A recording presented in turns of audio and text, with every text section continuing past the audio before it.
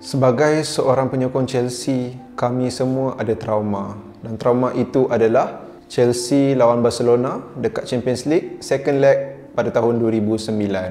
Dan ini semua hanya disebabkan oleh seorang referee. Dan nama pengadil tu adalah Tom Henning of Rebo. Chelsea masuk ke game ni lepas first leg diorang seri dengan Barca 0-0, tapi boleh kata game tu diorang park the bus lah. But who cares, park the bus, standard lah football. Kau main football manager pun ada defensif lah, ultra defensif dan sebagainya kan. So okay, defensif.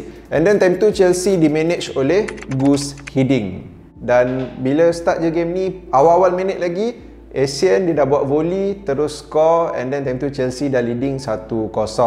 Dalam game ni kita boleh nampak lah Messi tak terlalu menonjol. Kita nampak juga Victor Valdez ada buat beberapa save, dan yang paling kita nampak Chelsea memang attack kau-kau lah. Walaupun ramai kata referee side Barca je, memang tak side Chelsea langsung. Dalam game ni kita nampak lah yang Eric Abidal time tu dapat kad merah, dan kalau tanya aku pun aku questionkan juga kenapa Abidal boleh dapat kad merah kan. Mungkin Abidal tak bernasib baik lah sebab dia consider last man time tu.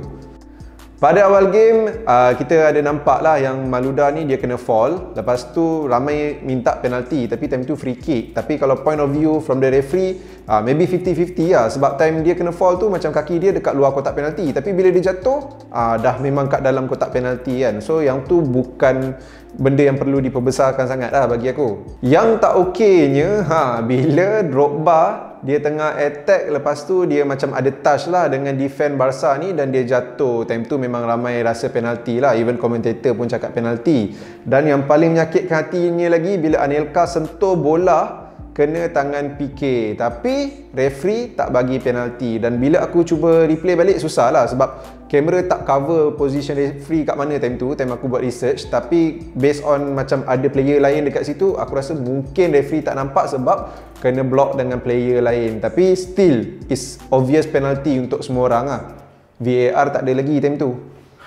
Dan bila dah hujung-hujung minit, benda yang paling menyakitkan betul-betul tu dah sampai lah, iaitu Iniesta punya gol. Tak nafikan gol Iniesta tu memang cantik. Time tu memang kita sebagai fan Chelsea just harap pada miracle lah. Dan miracle tu hampir terjadi bila dekat last minute tu Balak ada shooting kena tangan defender Barca.